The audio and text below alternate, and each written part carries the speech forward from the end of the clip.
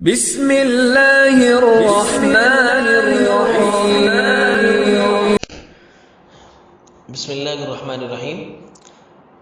میاں بیوی کے درمیان ہر وقت لڑائی ہو، جھگڑے، بحث مباحثہ ہو تو اس عمل کو کر لیجئے۔ اگر بیوی ناراض ہے تو شوہر اس عمل کو کرے، اگر شوہر ناراض ہے تو بیوی اس عمل کو کرے۔ اس عمل کو پاکی کے دنوں میں ہی کرنا ہے۔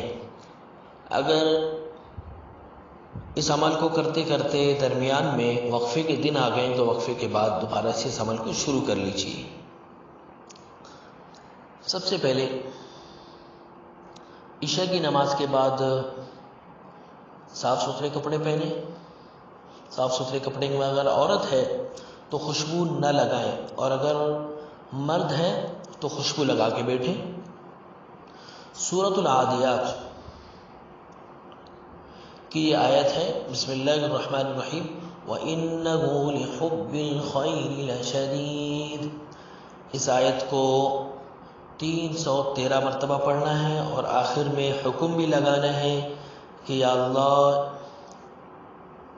اس عمل کی برکت سے مجھ سے فلاں شخص ناراض ہیں، اس کے دل میں میری محبت ڈال دیجئے۔ ٹھیک ہے، اس عمل کو کر لیجئے۔